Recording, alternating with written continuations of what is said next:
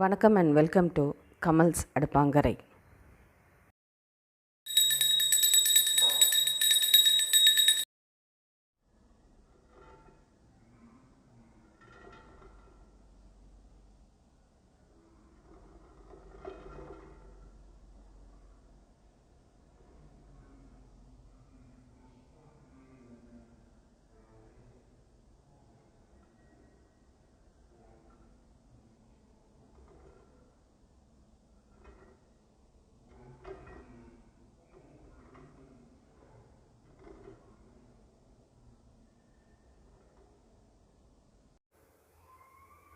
இப்போ இன்றைக்கி நம்ம பார்க்க போகிறது பாவ் பஜ்ஜி. பாவ் பஜ்ஜி செய்யறதுக்கு தேவையான பொருள் என்னென்னு பார்த்துலாம்.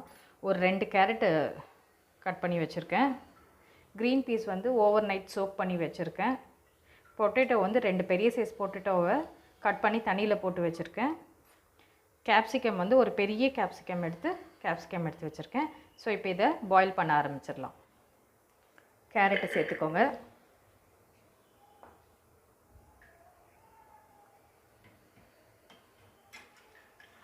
நம்ம இதில் க்ரீன் பீஸ் எல்லாத்தையும் ஆட் பண்ணிடலாம்.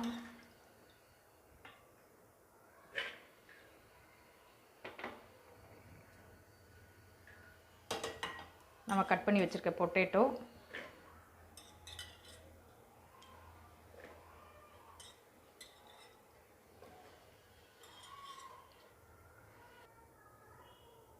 இப்போ இதில் எல்லா வெஜிடபிள்ஸும் ஆட் பண்ணியாச்சு. இதில் வேணும்னா காலிஃப்ளவர், பீன்ஸ் அந்த மாதிரி நமக்கு தேவையான காய் எதெல்லாம் தேவையோ அதெல்லாம் நம்ம ஆட் பண்ணிக்கலாம். நான் இன்றைக்கி இதில் 3 காய் தான் ஆட் பண்ணியிருக்கேன். அதுக்கப்புறம் வதக்கும் போது கேப்சிகம் ஆட் பண்ணிக்கலாம் நம்ம. ஸோ இப்போ இதை முழுகிற அளவுக்கு நல்லா கொஞ்சம் தண்ணியை விட்டுருங்க. இந்த வெஜிடபிள்ஸ்க்கு தேவையான அளவுக்கு மட்டும் நான் ஒரு 1/4 டீஸ்பூன் அளவுக்கு கொஞ்சம் சால்ட் சேர்த்துக்கிறேன். 2 கீரி வச்ச பச்சை மிளகாவை சேர்த்துக்கிறேன் இதோடவே. இப்போ இதை வந்து கிட்டத்தட்ட ஒரு 3 விசில் விட்டு நம்ம எடுத்துடலாம். இது இப்போது இதில் கிட்டத்தட்ட ஒரு 1.5 டேபிள் ஸ்பூன் அளவுக்கு பட்டர் போட்டுக்கோங்க. நான் அன்சால்டட் பட்டர் ஆட் பண்ணியிருக்கேன். இதை ஆட் பண்ணியிருக்கும் போதே வந்து நம்ம ஆனியன்ஸை சேர்த்துக்கலாம். பட்டர் ரொம்ப டீப் ஃப்ரை இது அளவுக்கு விட வேண்டாம்.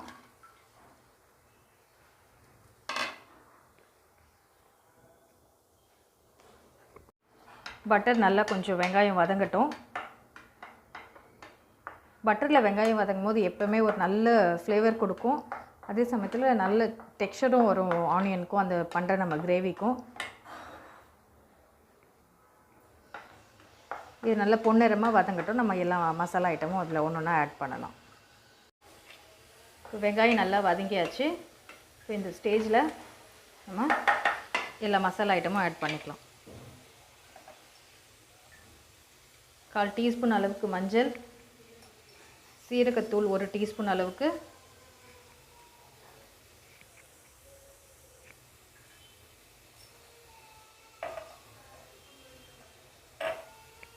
தனியாத்தூள் ஒரு 2 டீஸ்பூன் அளவுக்கு ஆட் பண்ணிக்கலாம்.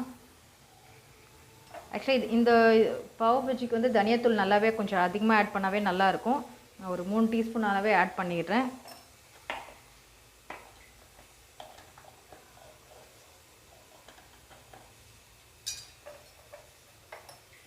Next plain red chilli powder ஒரு 2 டீஸ்பூன் அளவுக்கு. ஸோ இப்போ இது காரத்துக்கு தக்கனையாக ஆட் பண்ணிக்கோங்க. இன்னும் கொஞ்சம் கூட வேணும்னாலும் இதை ஆட் பண்ணிக்கோங்க. உப்பு வந்து வெஜிடபிள்ஸ்லேயும் கொஞ்சம் ஆட் பண்ணியிருக்கேன். ஸோ இப்போ இதில் 1 டீஸ்பூன் அளவுக்கு உப்பு ஆட் பண்ணிக்கலாம். இப்போ நம்ம போட்டிருக்க எல்லா பவுடரும் வந்து நல்லா கலரி விடலாம். இது ஒரு 2 மினிட்ஸ் கொஞ்சம் நல்லா பச்சை வாசனை போகிற அளவுக்கு நல்லா இந்த ஆனியனோட மெஜ்ஜாகி இந்த பட்டரோட கொஞ்சம் நல்லா வேகட்டும். ஒரு 2 மினிட்ஸ் ஆன உடனே அடுத்தது பார்க்கலாம்.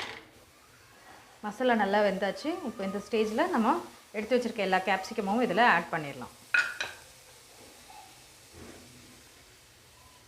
கேப்சிகம் போட்டு ஒரு 2 மினிட்ஸ் வேகட்டும். ஸோ இப்போ இது கேப்சிகம் நல்லா வதங்கியாச்சு. நல்லா பாருங்கள் எப்படி பிளெண்டாக இருக்குது அந்த காரத்தோட. ஸோ இப்போ இந்த ஸ்டேஜில் நம்ம அரிஞ்சு வச்சுருக்க தக்காளி எல்லாம் சேர்த்துடலாம்.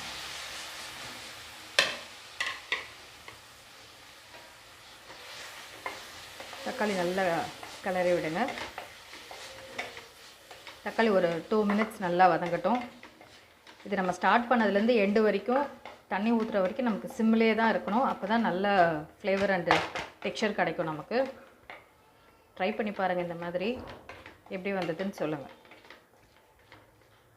ஸோ இப்போ இது தக்காளி கொஞ்சம் நல்லா வதங்கட்டும்.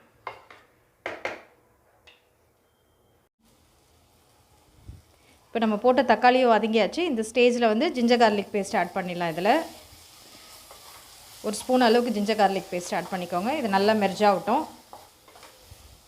நம்ம இது கொஞ்சம் வேலை ஜாஸ்தி தான், பட் ஆனால் இதை பொறுமையாக நம்ம சிம்லே வச்சு செஞ்சோன்னா பாவ்பஜி மசாலா நம்ம வீட்டில் செஞ்சு பழகிட்டோன்னா பசங்க வந்து வெளியே போய் ஹோட்டலில் சாப்பிட்ணுன்ற எண்ணம் நமக்கும் வராது, பசங்களுக்கும் வராது. அது இல்லாமல் இதை ஒரு get together, birthday party invite பண்ணும்போது நம்ம இந்த பாஜியை முதலே பண்ணி எடுத்து வச்சிட்டா கூட வந்தோடனே எல்லோரும் வந்து பாவ் பன் மட்டும் வந்து நம்ம பட்டரில் டோஸ்ட் பண்ணி இதை கொடுத்துடலாம். இது இப்போ நம்ம வேக வச்ச எல்லா வெஜிடபிள்ஸும் எப்படி வெந்திருக்குன்னு பார்க்கலாம். 3 விசில் விட்டாச்சு. இந்த ஸ்டேஜில் நல்லா வெந்திருக்கு. நம்ம காரத்துக்காக போட்டு வச்ச இந்த பச்சை மிளகாவை எடுத்துடலாம் வெளியே. அதனால தான் அந்த ஸ்லிட்டு மாதிரி போட்டு வச்சது. காரம் நல்லா இறங்கியிருக்கும், ஆனால் அது உள்ளே வந்து ஃபுல்லாக போக வேண்டாம். ஸோ இப்போ இது நல்லா வெந்தாச்சு. இதை ஒரு பொட்டேட்டோ ஸ்மாஷர் வச்சு நம்ம நல்லா இதை நல்லா மசிச்சு விட்டுடலாம். இந்த தண்ணியை வேஸ்ட் பண்ண வேண்டாம். அந்த தண்ணியோடவே தான் இது எல்லா ஸ்ட்ரென்த்துமே இறங்கியிருக்கும். ஸோ இப்போ அந்த தண்ணியோடவே நம்ம போட்டு இது நல்லா மசிச்சுட்டு நான் உங்களுக்கு காட்டுறேன். நம்ம வேக வச்சின தண்ணி எல்லாத்தையும் மசிச்சிட்டோம். ஸோ இப்போ இந்த எல்லா வெஜிடபிள்ஸையும் இதில் ஆட் பண்ணிடலாம்.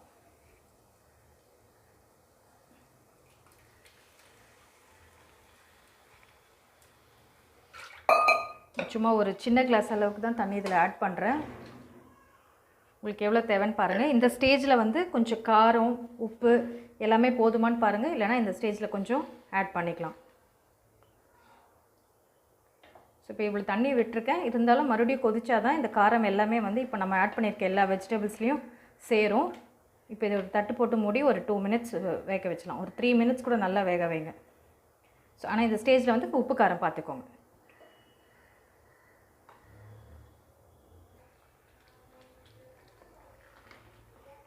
இப்போ நம்ம பண்ண பாவ் பஜ்ஜி கொஞ்சம் நல்லா திக்காகிடுச்சு. இந்த ஸ்டேஜ்லேயே இறக்கிடுங்க. இன்னும் தண்ணியாக வேணாலும் தண்ணியாக நம்ம ஊற்றி எடுத்துக்கோங்க, இல்லை இன்னும் திக்காக வேணாலும் எடுத்துக்கோங்க. இறக்குன உடனே ஆறுச்சுன்னா கொஞ்சம் கெட்டிப்படும். ஸோ அதனால் இந்த லூப்ரிகண்ட் இருந்தால் தான் உங்களுக்கு வந்து கெட்டிப்பட்டாலும் கொஞ்சம் கரெக்டாக இருக்கும். ஸோ இப்போ இதை கார்னிஷ் பண்ணுறதுக்கு கொஞ்சம் கொத்தமல்லி போட்டுக்கோங்க. கொத்தமல்லியோட வாசனை நல்லாயிருக்கும். இதுக்கு கொஞ்சம் புதினா இருந்தால் புதினா கூட ஆட் பண்ணிக்கலாம். ஸோ நான் இதில் கொஞ்சம் லெமன் ஆட் பண்ணுறேன். கொஞ்சமாக ஆட் பண்ணால் போதும். லெமனு ஒரு பாதி சைஸ், சின்ன சைஸ் லெமன் ஆட் பண்ணவே போதும். ஸோ இப்போ இதை நல்லா கலரி விட்டுருங்க. இப்போ இதை நம்ம ஸ்விட்ச் ஆஃப் பண்ணிடலாம்.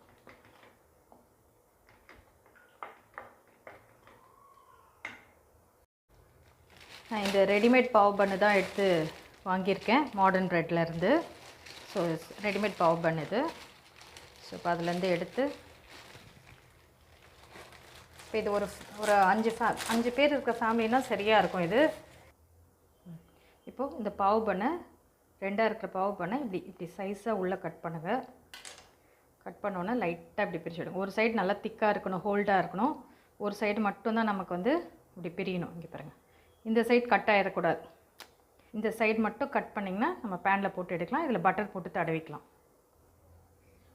ஸோ இப்போ இதில் கொஞ்சமாக பட்டர் எடுத்துகிட்டு 2 சைடும் தடவி விட்டுடலாம் நல்லா.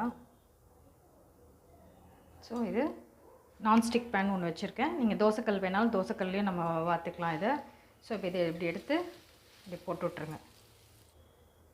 ஸோ இப்போ இது ஒரு 2 செட்டு இப்படி போட்டிருக்கேன். பட்டர் தடவி இது இப்படி போட்டுக்கோங்க. இது எடுத்து பாருங்கள், நல்லா ஃப்ரை ஆகிருந்ததுன்னா அது இந்த சைடு ஒரு வாட்டி திருப்பி போட்டுக்கோங்க.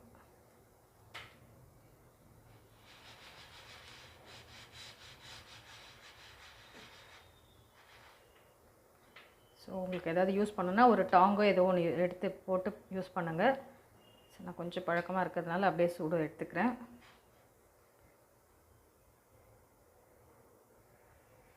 இது ஃபுல்லாக டோஸ்ட் ஆகிட்டோன்னா பின்னால் சைடு டோஸ்ட் ஆனோடனே நம்ம எடுத்துக்கலாம். இது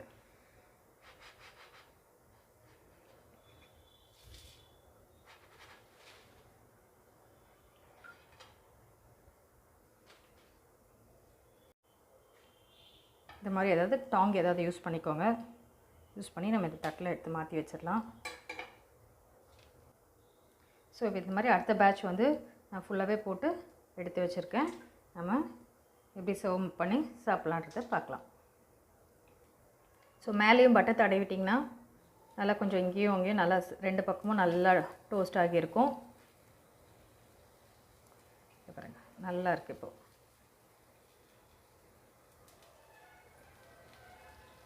ஸோ எது நல்லா இருக்கோ அதெல்லாம் எடுத்துகிட்டு ஓரமாக விட்டுட்டு இன்னும் கொஞ்சம் நல்லா டோஸ்ட் ஆகிறத சென்டராக போட்டு விடுங்க.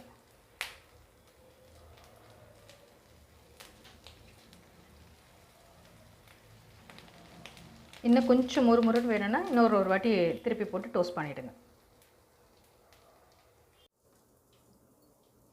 ஸோ நம்ம தேவையான அளவுக்கு பாவ் பன் டோஸ்டட் பாவ் பண்ணை பட்டர் டோஸ்டட் பாவ் பண்ணை இதில் எடுத்து வச்சிடலாம். நம்மளோட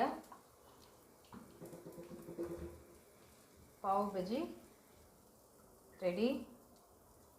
அதையும் அதில் சர்வ் பண்ணிவிடுங்க அந்த பிளேட்டில்.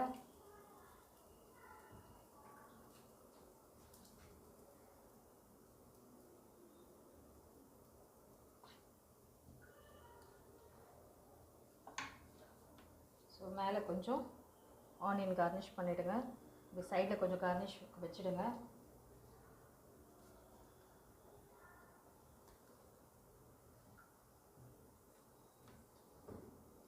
கொரியாண்டர் கொஞ்சம் மேலே போட்டுட்ருங்க கார்னிஷ் பண்ணுறதுக்கு.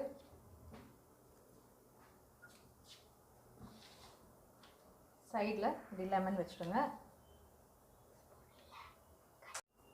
இது மேலே ஒரு பட்டர் கொஞ்சம் ஒரு டீஸ்பூன் அளவுக்கு பட்டர் மேலே போட்டுருங்க. அவ்வளோதான் நம்மளோட சுவையான பாவ் பஜ்ஜி.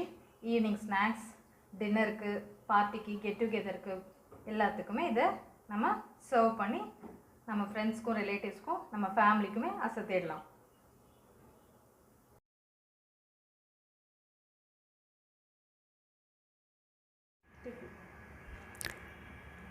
இந்த வீடியோ உங்களுக்கு பிடிச்சிருந்தா சப்ஸ்கிரைப் பண்ணுங்கள். கூடவே இருக்கிற பெல் ஐக்கான் பட்டனை கிளிக் பண்ணுங்கள். ஃபர்தர் நோட்டிஃபிகேஷன்ஸு உங்களுக்கு கண்டினியூ ஆகிறதுக்கு அது ஹெல்ப் ஆகும். உங்களுக்கு இந்த வீடியோ பிடிச்சிருந்தா லைக் பண்ணுங்கள். ஏதாவது கமெண்ட் பண்ணணுன்னு இருந்தால் கமெண்ட் செக்ஷனில் கமெண்ட் பண்ணுங்கள். இது யூஸ்ஃபுல்லான வீடியோவாக இருந்தால் உங்கள் ஃப்ரெண்ட்ஸ் ரிலேட்டிவ்ஸ்க்கு ஷேர் பண்ணுங்கள். மறக்காமல் சப்ஸ்கிரைப் பண்ணிவிடுங்க. Bye friends. நெக்ஸ்ட் வீடியோவில் நல்ல ரெசிபியோடு பார்க்கலாம்.